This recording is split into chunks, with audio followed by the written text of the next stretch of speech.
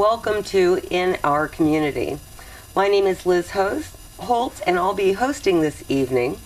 My guest today is Pamela Spahr. Pamela is the founder of InspiredCaregivers.com. Welcome, Pamela. Well, thank you very much for having me today. I'm just so excited to be here. I'm excited to have you here tonight as well.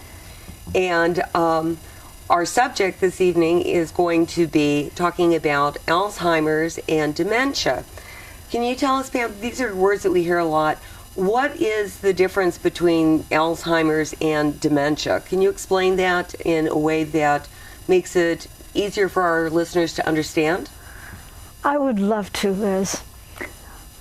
Generally, you know and I know that a lot of people switch terms between Alzheimer's and dementia. And if you want to be accurate, what dementia is it's an umbrella over a lot of different diseases. And Alzheimer's is only one of them. Well, how many different diseases are categorized under the term of dementia? Well, that's a very interesting question, because I went out and checked that the beginning of this year, and there were 11 different diseases. And just before we did today's interview, I checked again on the Alzheimer's Association website. There were 15. Wow, big difference. Yes, there are. So I know it's a very commonly studied subject and very hot topic amongst scientists as well as the medical professions. So, to see that it's encompassing more and more things as we understand it better is interesting to know. Can you tell us a bit about what are some of the most common dementias that a person might have a family member diagnosed with? One of the most common one is vascular dementia, and that's the dementia that my husband has. He had several strokes, and as a result, he had blockage in the arteries in the brain. And what happened was that when there was this blockage, there was a space and time when he didn't have any blood flow to some of the brain cells. And because of that, they died. And that's the typical vascular dementia. His disease will not progress unless he has more major strokes or minor strokes. Now, there's also another interesting type of dementia, and that's called frontal temporal dementia. And characteristically, what that is a huge personality change. Oftentimes, the people who have frontal temporal dementia become paranoid, or they become combative, or very aggressive. I remember a story that was told to me about a very, very sweet couple who had been married for 50 years when the woman was diagnosed with frontal temporal. And what she would do is periodically she would run to the front window and yank it open and yell that her husband was beating her. Oh. and it was not the person who was talking, it was the disease that was talking. But that must be very difficult for family members to deal with, such a sudden change from one side to another. Suddenly the person in front of you is not the person that you've been with all these years. Yeah. What other, where does Alzheimer's fit into all these things? Alzheimer's is actually the most common type of dementia. 60 to 80% of people who are diagnosed with dementia have Alzheimer's. And what causes Alzheimer's is the death of nerve cells and the loss of brain tissue. Characteristically, we know that there are also in the brain plaques and tangles. And plaque is a cluster of protein, and tangles are matter that is found inside dying nerve cells. So basically what happens is, the nerve cells in your brain, as well as some of the other cells, either become tangled, or they have this protein that basically kills off the cells. Yes. And then that cause, as those different parts of the brain are affected by this, that I'm sure causes different types of changes in the person. Absolutely. With Alzheimer's is a progressive disease. Toward the end, or what they call end stage of Alzheimer's, gets to the point where a person cannot do the instinctive functions that most people do, like being able to swallow or be able to breathe on their own. Oh, that's truly amazing. Can you tell us, Pam, how did you get involved in this area of study? About 3.5 years ago, my husband had several major strokes, and at that time was diagnosed with dementia. When he came home from the hospital, he did not come home with any sort of instruction manual. That must have been quite a challenge. It was. I didn't know how much he had changed. I did not know what he could do on his own and what he could not do. We could not hold a conversation because the dementia had taken away that ability. So I wrestled with a lot of the challenges of dementia, but also with the strokes. He was very, very weak from the onslaught of the strokes to his body. So it must have been quite a challenge trying to take care of someone in that condition. It was, Liz. And when I went out and looked for help, what I found was there's a lot of medical help out there. People who could show me how to turn him over on a bed or how to get him out of a chair.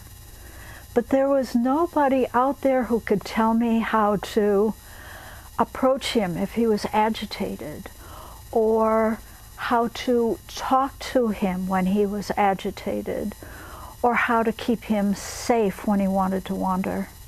That's why I devised techniques that were behavioral and emotional and that I could use on an everyday basis. Wonderful. So can we talk a little bit about what would be the difference between someone simply having age-related forgetfulness and perhaps the initial indications that they may be getting some form of dementia, whether it's Alzheimer's or some other cognitive impairment? Liz, if the forgetfulness interferes with their day-to-day life, then the family should take the elder to get them evaluated by a doctor. Now, I've seen many families who are ignoring signs, the warning signs that their loved ones have dementia or Alzheimer's. They ignore signs like the parent wanders, or the parent is not taking their pills on time or taking too many pills, or that an elder may go to bed in the middle of the day thinking that it's night and it's time to go to bed. Sometimes the families just ignore those warning signs, and it is at their peril if they do that. So it sounds like, the initial stages would be things like forgetting what was said maybe 5 minutes ago, or asking the same question repeatedly.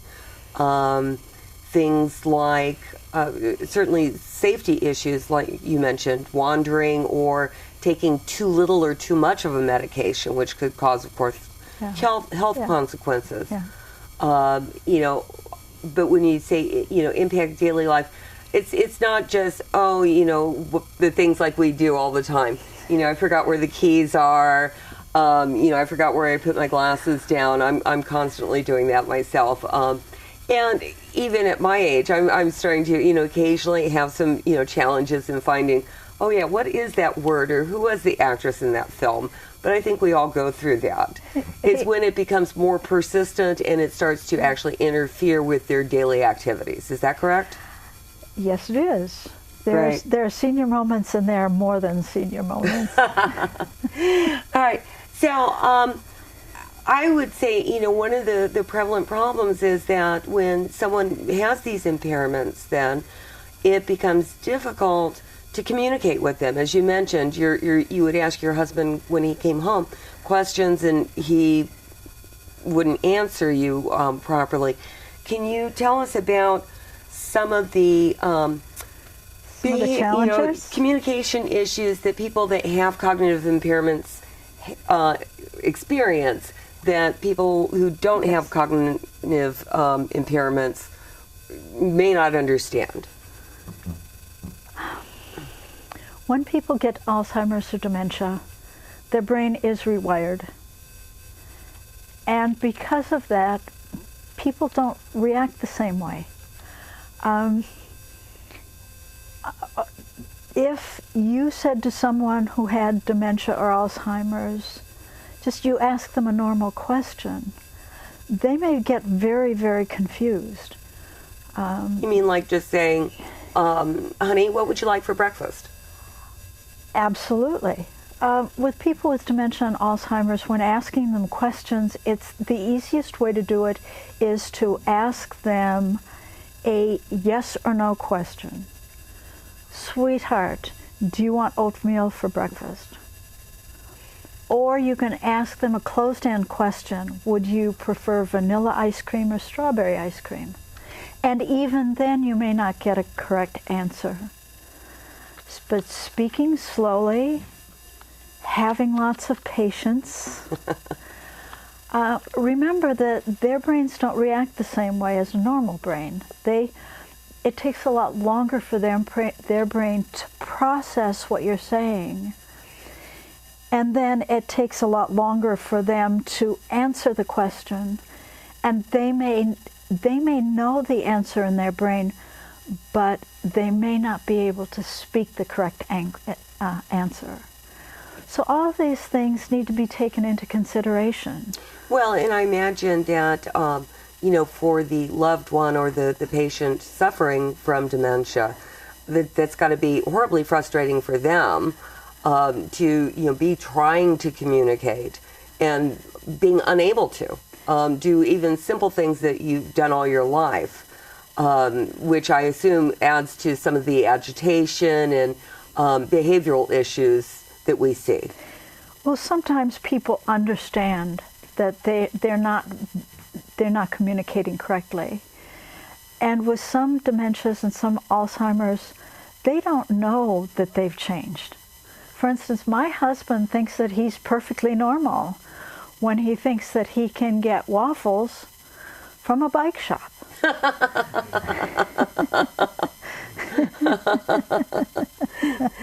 So, Pam, maybe you could tell us about what are some of the changes or challenges that family members might expect if a loved one has been diagnosed with dementia or some other form of cognitive impairment? The most obvious one, of course, is memory lapses or forgetfulness. And it's not only short-term forgetfulness, it's medium and long-term forgetfulness. They may forget that maybe their parents have died, or they may forget the names of siblings, or children. They lose track of time very easily. With my husband, if I say, tomorrow we're going to an appointment, he wants to get out of his chair, he wants to know where his jacket is right then. So he has no sense of time. They may lose their sense of direction. For instance, my husband used to drive past the house without realizing that we just passed it, and we'd lived there for 25 years. They might lose spatial perception. For sure, they will not be able to solve problems and puzzles and things like that. And quite often, they lose their ability to make good judgments. So senior scammers have a field day with a lot of elders and people with dementia and Alzheimer's because they do make such bad decisions. But it's not the senior who is doing it, it's the disease that's causing the problems. So it sounds like there's a myriad of different challenges that a family needs to take into account. Can you give us some suggestions on ways that people could improve their communication with someone who is suffering from dementia or another cognitive impairment? I'd be happy to. If people speak more softly and they speak slower, it will give the loved one a chance to assimilate the question. Also, as we mentioned before, asking not asking open-ended questions, asking closed-end questions. And trying to keep questions and directions and things like that as simple as possible? Simple. Yes, and also another thing that I'm using with my husband now that he is losing more of his mental capacity is that I point. I use visual cues. And I find those extremely helpful. So if you're going to say, hey, let's go out the door, you might say, honey, let's go out the door, and point to the doorway so he would know that he was being, he would not only be hearing, but also seeing what you were wanting him to do. Absolutely. Yes. That's great.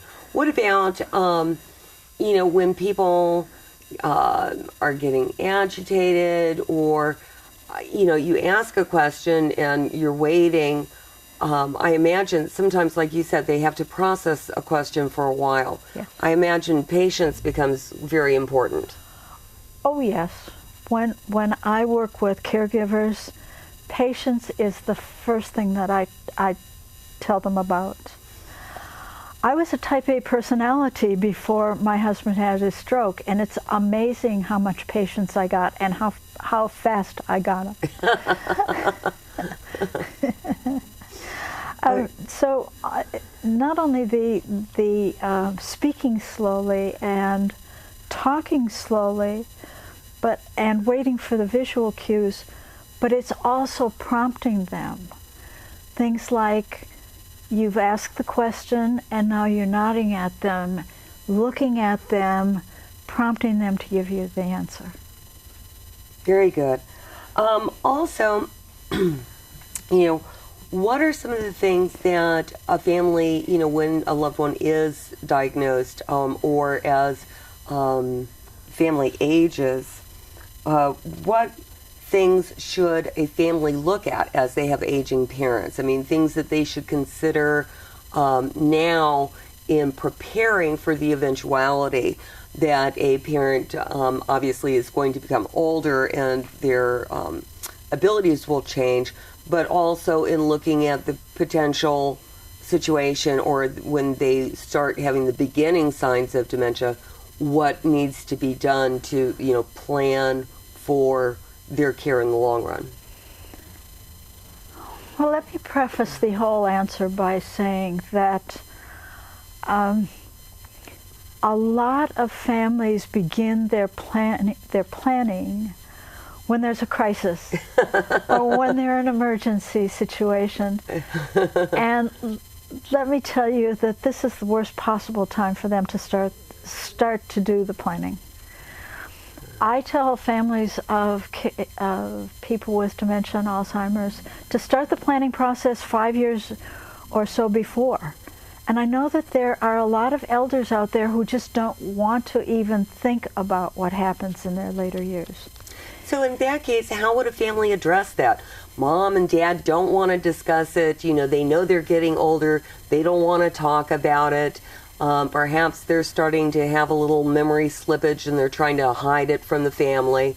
How would a family go about addressing that? Well, my recommendation is that all of the siblings get together and they create a plan based on what they know of their parents. They might be thinking about things like, well, would mom want to go into assisted living or not? Would we keep her at home? I would imagine that part of that decision would also be if mom, if you were trying to keep a parent at home as they age, taking into consideration what that all entails and who's actually going to be doing the caregiving as needed, or if you're going to hire outside help, whether family members are going to help either physically or financially, and who's going to do what, and that all needs to get negotiated. You're right. It does need to be negotiated, and the time to do it is not during the crisis. The time to do it is where everybody is sitting around, they can be relaxed, they can say, okay, now we have to start this planning process. And also for the siblings to talk about their different activities, how they are going to help mom and dad. Some people may be more financially able. Somebody might have more time on their hands to be able to be a full-time caregiver. There might be another sibling who said, well, I've got, maybe 20 hours out of a week. I can help you out. And in that case, they might be able to keep the loved one at home. It's harder. The more complicated the medical issues, the harder it is to keep somebody at home. Yes. So that needs to be weighed. Yes. Now, we also talk about a lot of the legal documents that are involved. Can you tell us about some of the legal documents that are important for families to have, done before any emergency? So that their parents' wishes and care is done according to their what they want now. There's, of course, the most important ones, and the ones that we hear about all the time are living trusts and wills. But there are also two different kinds. Well, there are at least two different kinds of powers of attorney. One is for health care, and one is what's called a durable power of attorney. These should be taken care of before something happens to a loved one. So those sound like legal documents, primarily that need to be looked into and looked at and arranged for. Other than that, what about like medical documentation? Whether or not they want to have a do not resuscitate order, or there's, I guess, medical. You said there was a health power of attorney. How does that all work with the medical care? Okay, when we think about end of life, or when we think about emergencies, we don't think about what kinds of information EMTs, first responders, need. It's fine to have a will or durable powers of attorney, but when the EMTs arrive, it is best to have something like a bracelet that says on it, "Do not resuscitate." There's also a legal form that EMTs look for in the house called a POLST, and that is the physician's order for long-term care, and for what does that document do? Well, it's a very simple document for the EMT, and it gives the EMTs three choices based on what the loved one wants. Either comfort only, give me as much medical attention as I can possibly have, despite the fact that I'm a vegetable, so Okay. keep my body alive. Okay. And the other one is something in between that says, you might give me some morphine, or you might give me oxygen, and you might rush me to the hospital, and the doctors will take care of me there. But it's more an intermediate step. Okay. So Pam, I understand that you have a lot of resources available on your website at www.inspiredcaregivers.com. What type of resources might our viewers find there that would be of help to them? One of my tabs is Words of Wisdom, and there I have a lot of articles that I have written. I am a staff writer for Quantum Health on their website called myalzheimersguide.com. it gives a lot of, those articles give a lot of words of wisdom for caregivers. I have also written for about a year articles on aging for Concordia University in Nebraska, so I urge them to take a look at that. We also have links to some of my radio interviews on KFAX. Very good. Also, I believe you also have some caregiver resources available on your website as well? Yes, we do. We have a number of local resources. We also have links to Alzheimer's Association. There is a local chapter here. And we also have links to AARP. There's a very, very, very active AARP group in Campbell. They have something over 165 people involved there. There's also links to the American Society on Aging, which is more of a scholarly view or an academic view of Alzheimer's and dementia. But they also do a good job of keeping up on research. Well, and I imagine, you know, since as you mentioned, we've gone from, 10 or 11 dementia-related diseases to now having 15 in, 8 months' time? You know, they've discovered 4 more diseases that they put under the dementia umbrella. I imagine it's good to keep track of what's going on, to see what's going on with the research and things like that, to see if things do develop that would help in the care of taking care of a patient. Yes. So, looking at these resources and then continuing to go back is always a good idea. Anyways, well, Pam, I would very much like to thank you for being such an informative guest this evening. I hope that our viewers have enjoyed our speaking about dementia and Alzheimer's and that it's answered some of their questions. And I'd like to thank you for listening to In Our Community. Hope you'll come back again. And also I'd like to thank the cast and crew this evening for their help at the KMVT studios. Thank you very much. Thank you, Liz. This has been very enjoyable. Very good. Well, I hope maybe we can have you back again. Thank you very much. I'd love to come. All right.